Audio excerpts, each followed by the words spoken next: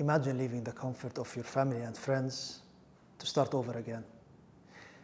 Imagine gate crashing, Cannes Film Festival, pursuing your dreams.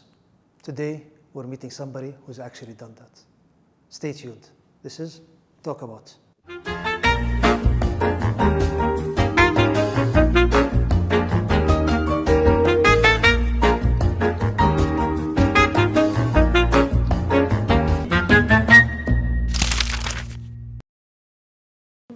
Hey, Evelyn, thanks for coming on our Talkabout with Issam Akel. How was your way to our place? Oh, amazing. Thank you for having me, first of all. You found your way easily? Driving in Dubai is not easy. Not easy, huh? Getting familiar, though. It's Okay. quite good. Yeah. How long you been in Dubai? 2 months. 2 months. Yeah. And I believe you came from Scotland. I did, yes. Okay. So, what's the story there? The story, oh, wow. It seems so long ago since I left Scotland, and it's only 8 weeks, so it makes me feel, really excited at what I've done and what I've achieved since then. I had a lot of tears when I left because my family were Absolutely. like, "Oh, Mum, please don't go." From a really loving family, so that was really difficult to leave Scotland. Did you ever leave Scotland before? Never, ever. Wow. I was in my comfort zone quite a bit there. Okay. Really love it. But must say, Dubai is absolutely what's not to love. It's beautiful, it's got the sunshine, and really fast paced since I've came here. I thought I was fast back home in the city centre It's in faster Edinburgh, but here, oh my goodness, it's like really, really fast. It's faster. I'm supposed to be slowing down. So you came during, 2 months ago, so wasn't it a bit of a tough decision during the COVID to leave the family, come over here and try something new over here? I mean, it's it's wonderful to have you here, know, but how was it that difficult for you, especially for COVID reasons? So before, when I was living in Scotland, I've been in property for 20 years-ish. And I had a business, holiday lets and real estate. So basically, holiday lettings went a bit south since COVID. Very difficult to try and make it work, hospitality. So I started to work on videos because obviously videos is good. Well before COVID, I was trying to do videos. And about real estate? About real estate, but also to have a bit of an edge with selling properties rather than just being salesy. I wanted to bring that into my dream of being a TV presenter. So I wanted to present property. So 2 passions in my life is property and presenting. Presenting. Yeah. So I tried to make video work in Scotland. In Scotland, they weren't ready for video then until COVID hit. Until COVID I'm hit. about the only one that thought COVID was going to be good for video, and it's turned out it was. It was. Because I think people shifted to online and technology and all that. So, yeah. Wow. Okay. And why did you choose Dubai specifically? And so when I was looking and knocking on doors around Edinburgh to people that I knew in the property world, asking them, showing them videos, look, this is what I can do, this is what I can achieve. They were like, yeah, Evelyn, but, we're an establishment. It's not going to happen. So I was sitting at my computer night after night, worrying about money. How am I going to make money now, Okay. And then one day I looked on Instagram and my daughter said, that's, a friend of hers who has a company here in White & Co. Thankfully, Callum White & Co. is where I'm working now. And he gave me the opportunity of a lifetime to say, why don't you come over to Dubai? Saw my videos and said, love them, really love it. So I had decided that, that was a good option, to grab opportunity by both hands. Let's talk about your documentary for a few minutes. So what inspired you to do that documentary? I think it was a bit of your, I don't want to spoil it, so I want to know, can you tell us more about it? And oh yeah, the documentary that's on YouTube came about because I went to Cannes Film Festival. But before that... Okay, wow, so that's a story by itself. Okay, continue. Before that, I went to I came out on social media, and I decided that I loved actors and actresses, and I loved to hear their story. And I wanted to be on the red carpet with the microphone. This was my dream. Okay. So I just decided that I would share my story of that and do a documentary. And ideally it was to help people that are maybe struggling, and people maybe from even 30-year-old, which I find incredible that people that are that age would be terrified to pursue their dreams. Absolutely. In this day where you've got a platform like social media. You know, when I was 30, if I had had that platform, I think I would have been using the platform. Okay. Never too late. Never too late. Yeah. So, and going back to Ken's. Yeah. So tell us about that. I mean, how did it go? Were you invited? What happened? Again, another pinch me moment. I'm a true believer in you land up in places in life for reasons of your dreams. And, you know, there's signs there.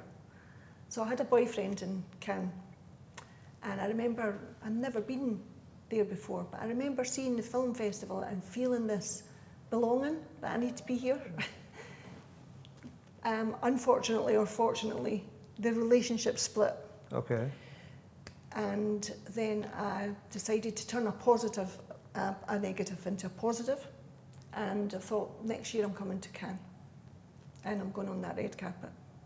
And I did. I went out there, got my flight, I booked into the best hotel because I realised that to meet actors and actresses, VIP people, and you don't have a ticket or you don't have the money to buy the ticket, then the easiest way to meet these people is to rub shoulders with them in the nice hotels. So you did. So I stayed in the Grand Okay. Hotel. Who did you meet there? Oh my goodness, I met so many beautiful people. Not people that you would know that I could mention, but people that led me to other places. Like I then ended up interviewing actresses a bit further forward, but you know, that was like a stepping stone for my... I mean, it really sounds like a movie by itself, because like coming from where you're coming from, going to a place without a ticket, uninvited, and being around all this, and I can imagine sort of some people can be really anxious, even the ones who are invited and with tickets and all that, being around, let's not, because you said they're not let's say, but whoever they are in the film industry, it would have been like a scary moment for them, and other people would freeze, you know, who's with them in the elevator, who's standing down with them, and, you know, so, I mean, it sounds like really a film, like someone who had this passion for something, you know, and just went to achieve it. It reminds me of a movie I watched like a long time ago. It's called Coyote Ugly. Oh yeah. I don't know if you watched it, when the lady just moves to New York to achieve, I think New York it was, to achieve her dream in singing and all that, you know.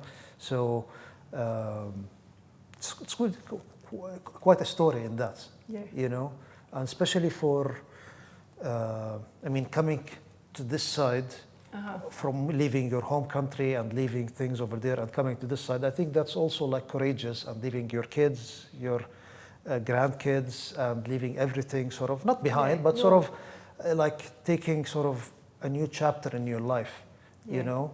So what was the response from the people around you, you know, family, friends, when you told them about whether you want to pursue social media videos or whether you want to come to Dubai? What was the feedback? Oh, well, going back to the start of when I started to do the social media, my family were absolutely mortified. They were, oh my goodness, Mum, what are you doing? I didn't prepare them, of course. I just decided one day that if I was going to do something, I had to do it without overthinking. And so one day I just got on my Facebook and said, "Hi, I'm Evelyn," and just chatted. And I don't know if you've ever been on a platform like that and just spoke for 10 minutes without really having a plan, but it's very scary. Of course it is. I was sitting Definitely. there going, oh my goodness, what am I going to talk about now?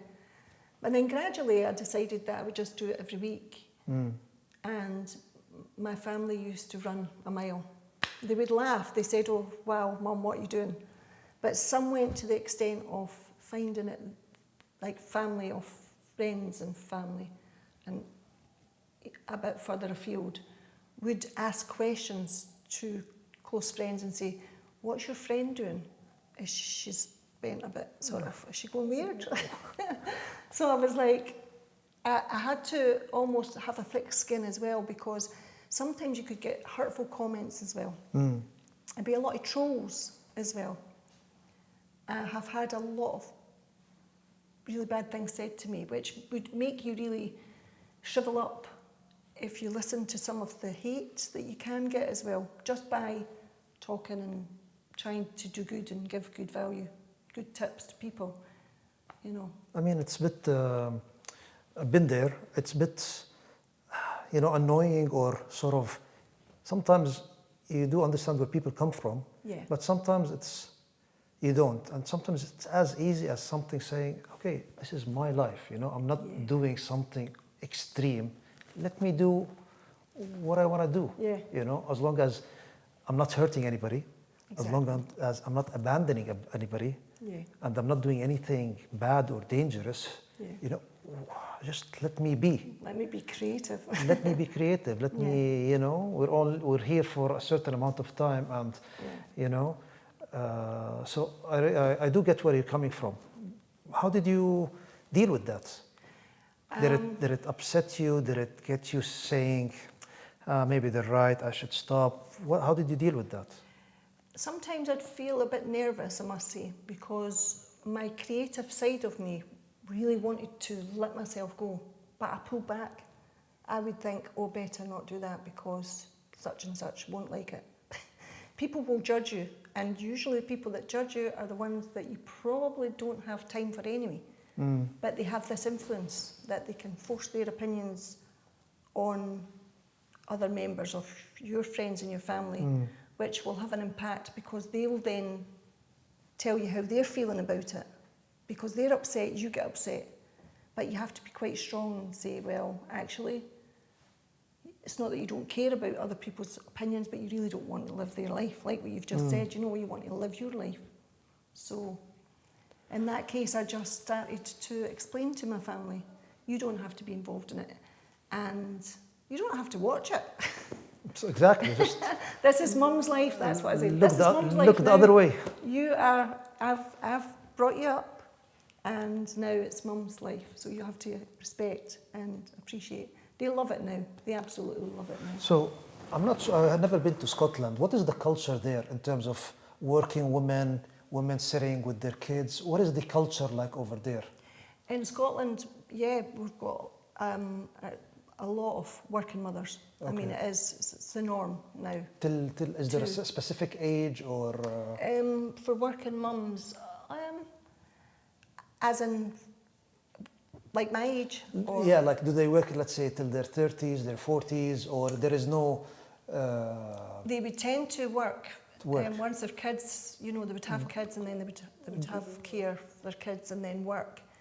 Real career women, right up till maybe 60. You know, they can work up to 60. There's a lot of self-employed women there as well, but there's a lot of women as well that are very much relying on either their partners to look after them as they get to a certain stage in their life. Certain stage in life. Okay. And then their partners as well, who maybe have an influence on them to say, it's time you were settling down. So winding down at an age of about 60. 60. And do you find women there or ladies that are extremely passionate about what they do, or go follow their dreams? I mean, in terms of, let's say like yourself, is there a lot of women that are going there, pursuing their dreams, and sort of like changing their bit of their mindset from, okay, I'm a working mom, I'm a mom, I have a career, but I actually want to do something in my life. Is that I find that it's quite soul destroying for me to see people who have so much talent, who have got to an age and decided that they are giving up now. They shelve their dreams. They say, if I could do something, if I could have done something, I would have been this. Or they wish their life away. I wish I had done this before. But they're not doing anything because they now feel that it's the wrong time. And I would hope that what I do will inspire other people. Yeah, just to show them that they can do. It doesn't really matter. I mean, it's interesting because also, like, growing up in this region, back 20, 30 years ago, again, there wasn't as many working moms as, let's say, now.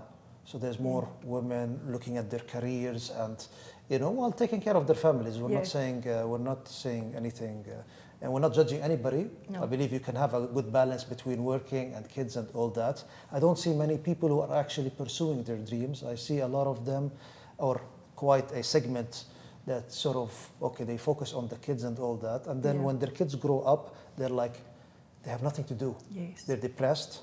They're like, look at their life. Where did I spend my life? And it sort of, like upsets me to see that. Yeah. A good thing about social media, again, everything has pros and cons.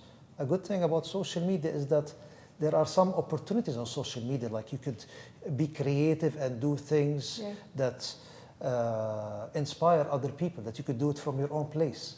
Whether it's a cooking channel, whether it's a, something that has a good essence in it, So I think there are things are changing, which is a good thing. But what would be your honest advice to? Because I mean, you've tried both, like being a working mom, being career oriented, being into your passion. So you tried different things in your life, and I think like you should be proud of yourself. Honestly, I'm sure you are, but thank you very much. If you don't hear it much, I mean, it's really something great to look at. What would be your advice to?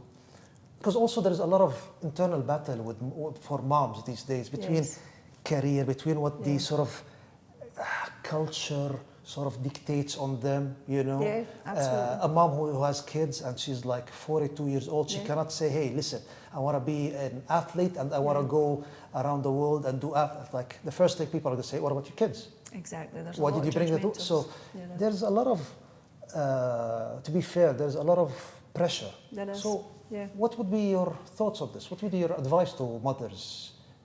And let's say this side of here in Dubai. Dubai and generally, globally, let's say generally, respecting everything they go through. Yes. But for these people who have this battle, people say that you have to be quite a strong person. You have to be strong. You have to be quite selfish as well. People say selfish is bad. Selfish is good. I totally agree. Because if you're selfish, it means that you're going to experience life so much. You have to be selfish with your time. The time is running fast. Precious. Really fast. I wish now I had done this years ago. Even 10 years ago, I wish I had done this 10 years ago. Why did I not do it? And this would be my advice, would be because I listened to other people. Pressure, control. People want to control you. And that's why I probably, in relationships as well, I'm single now because I prefer it that way. People say to me, will you ever get in a relationship again? I think I'm a bit sort of sceptical about getting into a relationship unless someone is going to have the same passions as me and enjoy the fact that I like to do my life and I appreciate people that do theirs. So you don't have to be living your life just because your partner or society dictates that you have to live a life a certain way. And I don't know why that still is an old-fashioned rule that's still there. It's been there for generations. I don't know. I mean, again, also a lot of moms, a lot of ladies, like know that sometimes it's a bit of a choice. Yeah. Like either they have to decide, take care of their kids, and because that route you went into, I might be wrong, but most of the time it might be a lonely route, and people don't want to deal with being lonely. Like right. Men and women equally, they don't want to be alone. Yes. You know, if you want to pursue, so for them it's like a big decision.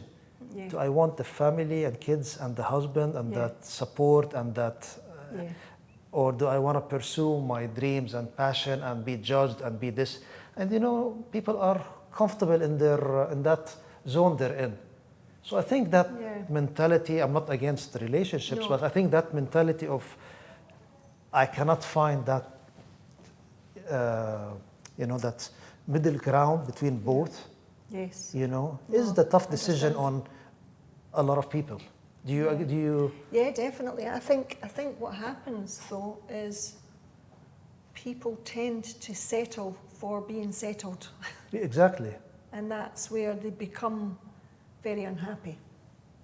And then you hear it all the time.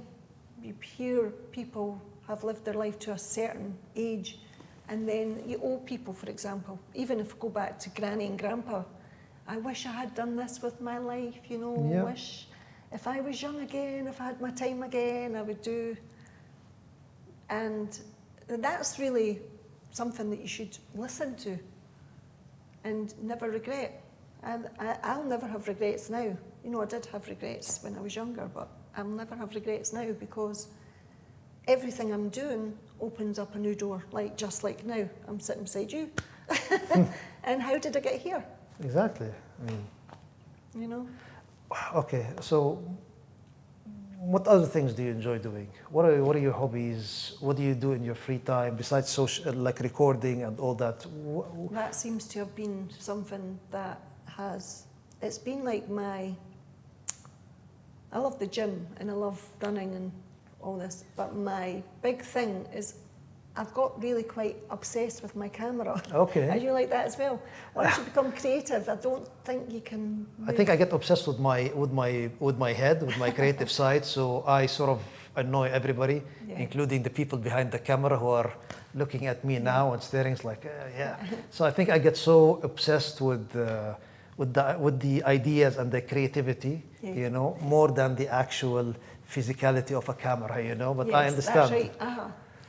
What I love is the fact that if I can look back at 2017 when I started on YouTube, and I can look back at my videos, I'm creating a legacy of life, which my parents didn't have that. You know, I wish, looking back, that they had done something like what I've done, because you would always have your parents, and that would be like a really lovely, comfortable thing to have, watching the TV, seeing your mum, you know, on the TV. It's amazing. It's amazing. So your dream is being a TV presenter? Yeah. Okay.